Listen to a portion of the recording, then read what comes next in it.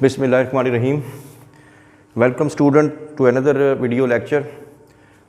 Today we will discuss first year और first year के अंदर आज हम लोग जो टॉपिक पढ़ने जा रहे हैं कॉन्टिन्यूएशन के अंदर उसका नाम है phyletic lineage.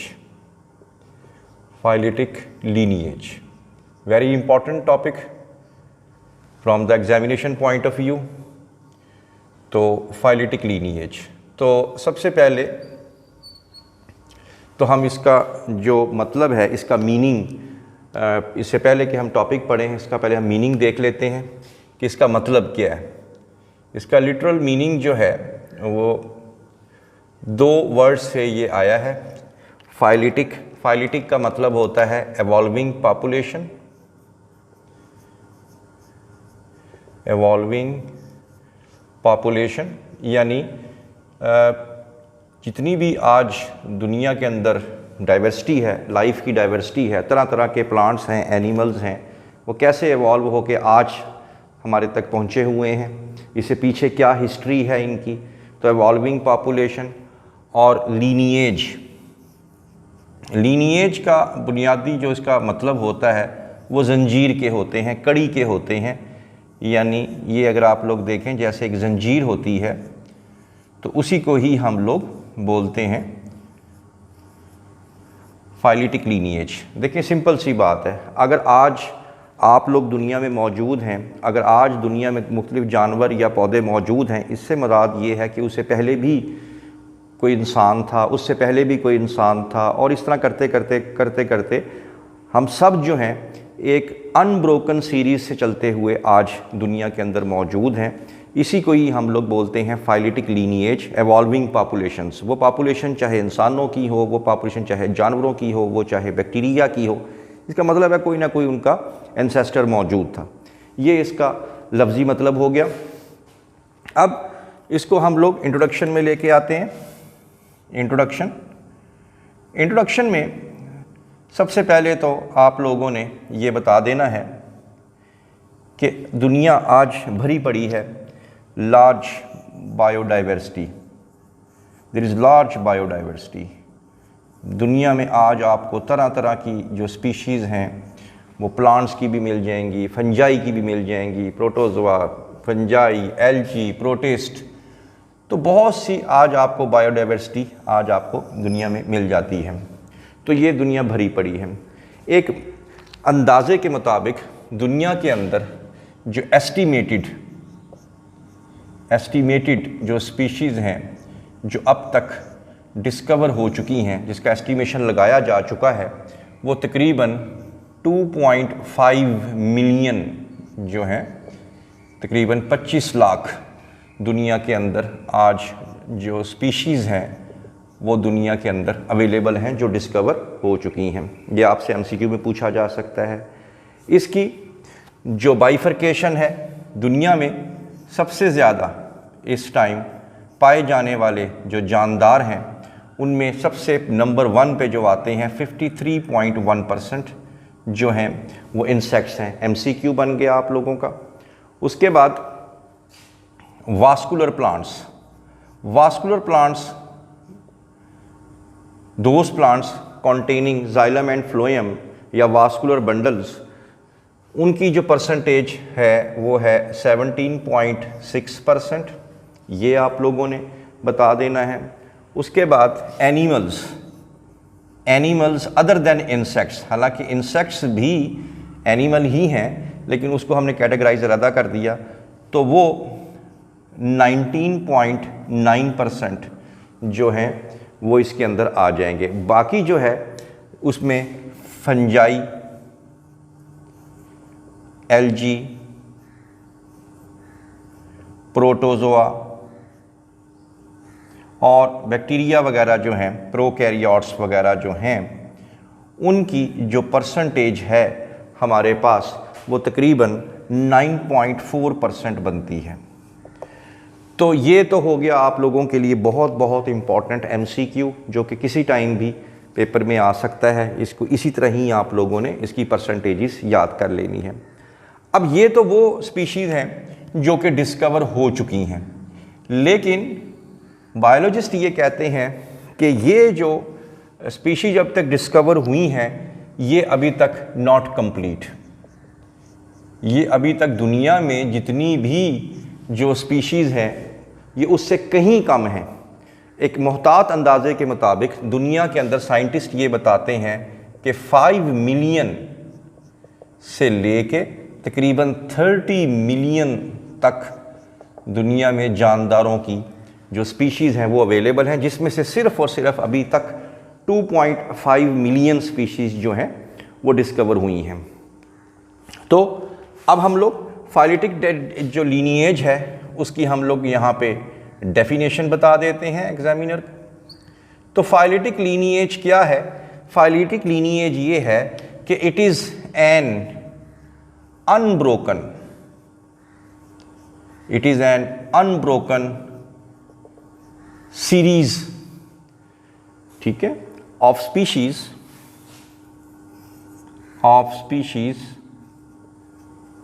From ancestors to descendants।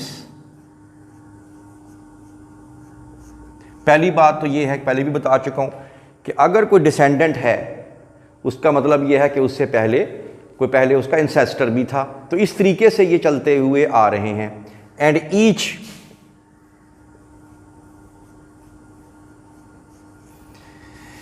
Immediately प्रिसीडिटेड, जाहिर बात है उससे प्रिसीडिट का मतलब उससे पहले भी कोई था।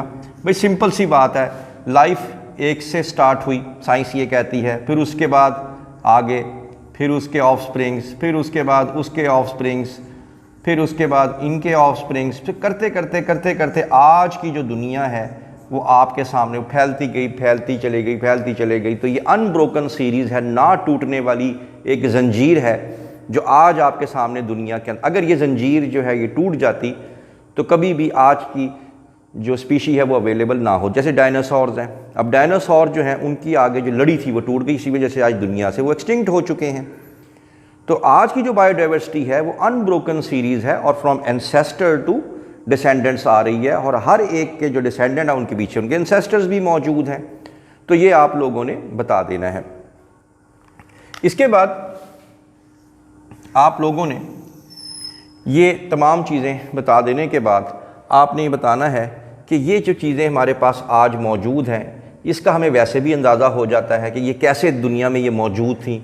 ये हमें पता चल जाता है फॉसिल रिकॉर्ड से, फॉसिल रिकॉर्ड से, ठीक है। तो फॉसिल रिकॉर्ड से पता चल जाता है कि ये जानदार दुनिया में थे, उनके बाद ये आए। जैसे साइंस ये कहती है कि पहले बैक्टीरिया बना, फिर बैक्टीरिया से प्रोकैरियोट से यूकैरियोटिक सेल बना, फिर उससे बाद एक्वाटिक इनवर्टिब्रेट बने, फिर फिश बनी, फिर एम्फीबियन बने, फिर रेप्टाइल्स बने, फिर रेप्टाइल्स से 2 लड़ियाँ निकली, एक मैमल्स बन गए और एक बर्ड्स वगैरह बन गए। तो ये ना टूटने वाली एक कड़ी है जो आज तक चलती आ रही है। आपकी जो गालबन जो पेज है उस page Punjab text book board में गालबन पेज नंबर 8 है, पेज नंबर 8, उस पर एक डायग्राम बनी हुई है। वो डायग्राम भी जो फाइलेटिक लीनिएज से ही ताल्लुक़ रखती है। उसमें अगर आप लोग देखें उस पेज पे, वहाँ पे एक साइड पे आपके लिखा होगा पीरियड्स एंड ईरा, ये 2 चीज़ें लिखी होंगी लेफ़्ट साइड कॉर्नर पे होके। पहली बात तो ये है कि पीरियड होता क्या है। Very important entry test point of view से, very important MCQ point view से, कि पीरियड जो है it is a geological time, geological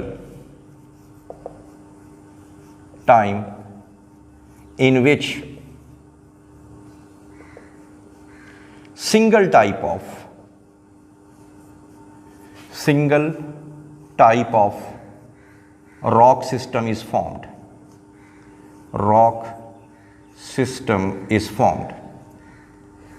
जो रॉक है, जो किसी एक ज़माने में जो एक तरह की चट्टान बनती है, जिसकी एक ही तरह की केमिकल कंपोजिशन होती है, उस चट्टान को बनने में जितना टाइम चाहिए उसको हम लोग बोलते हैं पीरियड। एक होता है ईरा, अच्छा, पीरियड के बारे में ये भी बता दें कि इट इज़ द बेसिक जो है यूनिट ऑफ जियोलॉजिकल टाइम, ये बेसिक यूनिट है ये, it is the basic unit of geological time. अच्छा, उसके बाद जब पीरियड आप लोग पढ़ें, उसके बाद साथ ही लेफ्ट कॉर्नर पे ये भी लिखा होगा ईरा। तो ईरा क्या होता है? ईरा की डेफिनेशन नोट कर लें, बुक में अवेलेबल नहीं है, कि 2 और more periods combine to form era. तो जब 2 या 2 से ज़्यादा पीरियड्स आपस में मिलते हैं, जैसे सेकंड्स हैं, सेकंड्स मिलते हैं तो मिनट्स बन जाते हैं, मिनट मिलते हैं तो आवर्स बन जाते हैं, तो इस तरीके से ही जब 2 या कम से कम 2 या 2 से ज़्यादा जब पीरियड्स मिलते हैं तो वो ईरा बन जाता है। तो ये आप लोगों ने इसमें बता देना है। अब कौन कौन से ईरा आपकी बुक में लिखे हुए हैं वो आप लोगों ने देखने हैं, क्योंकि MCQ में पूछे जा सकते हैं, उसको हम लोग यहाँ पे डिस्क्राइब कर देते हैं। मिसाल के तौर पे हम यहाँ पे इसको मेंशन कर देते हैं, फिर आपको एक बार फिर जो है फाइलेटिक लीनिएज का दोबारा से एक ओवरव्यू दे देंगे। मिसाल के तौर पे अगर आप लेफ़्ट कॉर्नर पे देखें पेज नंबर 8 पे, तो सबसे पहले जो आपके सामने वहाँ पे ईरा लिखा हुआ होगा उसका नाम है सीनोज़ोइक ईरा। सीनोज़ोइक ईरा। अब ये जो सीनोज़ोइक ईरा है, जैसे मैंने क्या कहा था कि ईरा में कम से कम 2 पीरियड्स या 2 से ज़्यादा पीरियड्स होने चाहिए। तो ईरा के अंदर 2 पीरियड्स हैं, एक का नाम है क्वार्टनरी पीरियड और एक का नाम है टर्शरी पीरियड। तो इसको आप कंपेराइज कर लें, एक का नाम है क्वार्टनरी पीरियड, क्वार्टनरी पीरियड, और दूसरा हमारे पास आ जाएगा, उसका नाम है टर्शरी पीरियड। तो देख लें 2 पीरियड्स हो गए। अब आपसे MCQ में पूछा जा सकता है, यूं पूछा जा सकता है कि टर्शरी पीरियड किस ईरा में है, ये पूछा जा सकता है कि सीनोज़ोइक ईरा में कितने पीरियड्स हैं, तो ये आप लोगों ने इसमें बता देना है। नंबर 2 पे आ जाएगा मीज़ोज़ोइक ईरा। मीज़ोज़ोइक ईरा। तो जो मीज़ोज़ोइक ईरा है इसके बारे में बता दें कि इसके अंदर 3 पीरियड्स हैं। कौन कौन से? Cretaceous, Jurassic, Cretaceous period, number 2 Jurassic period, and number 3 में आप लोग बता दें ट्राइएसिक पीरियड। ट्राइएसिक पीरियड, ये बुक आपके सामने होनी चाहिए, वहाँ पे ये पेज पे लिखा हुआ होगा। अब यहाँ पे फिर MCQ बन सकता है कि मीज़ोज़ोइक ईरा में कितने पीरियड हैं, तो आप बता देंगे भाई 3 पीरियड्स हैं। और ये पूछा जा सकता है कि जुरासिक पीरियड या ट्राइएसिक पीरियड किस ईरा से बिलोंग करती है, तो मीज़ोज़ोइक। तो दोनों तरफ अल्टरनेटिवली जो हैं वो आप लोग चल सकते हैं। उसके बाद पीलोज़ोइक ईरा आ जाएगा।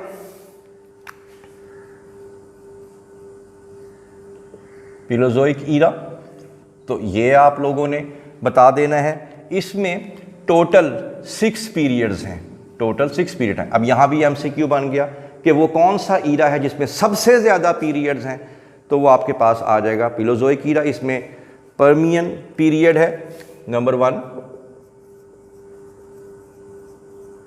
ये नंबर 1 में आ गया। उसके बाद कार्बोनिफेरस पीरियड है,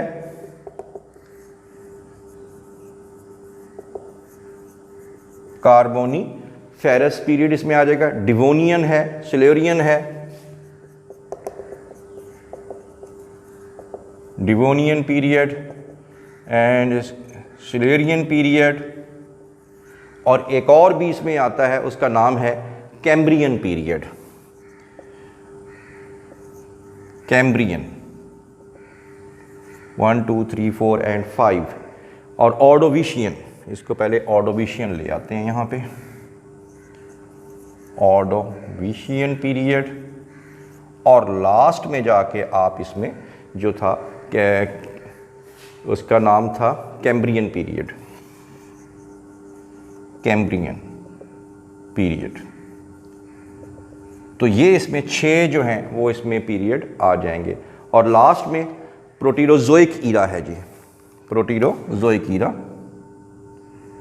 प्रोटीरोजोइक ईरा।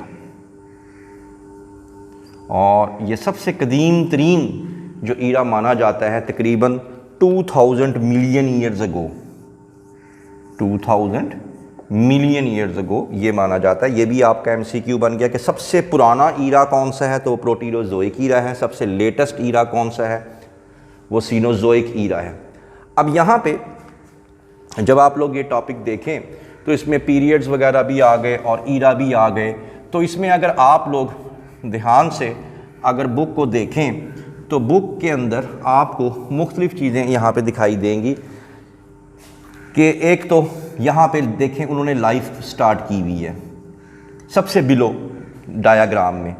तो पहला जो लिविंग ऑर्गेनिज्म जो कि गालिबन बताया जाता है एक बैक्टीरिया था, ठीक है, वो 3000 मिलियन ईयर्स अगो जो था वो बना, ठीक है। तो यहाँ पे आपका एमसीक्यू बन गया।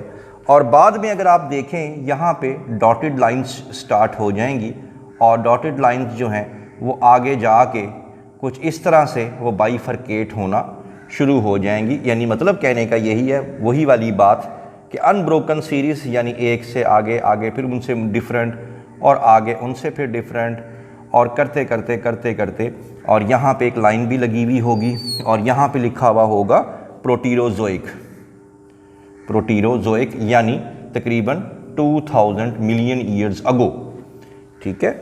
तो असल में हुआ ये कि यहाँ पे करते करते यहाँ पे जो जानदार हैं अगर आप देखें, कुछ इनमें से जिम्नोस्पर्म्स बन गए, कुछ इनमें से एंजियोस्पर्म्स बन गए और कुछ इनमें से इन्वर्टिब्रेट बन गए, कुछ इनमें से बर्ड्स बन गई और सामने इनके जो टाइम जो हैं वो भी लिखे हुए हैं।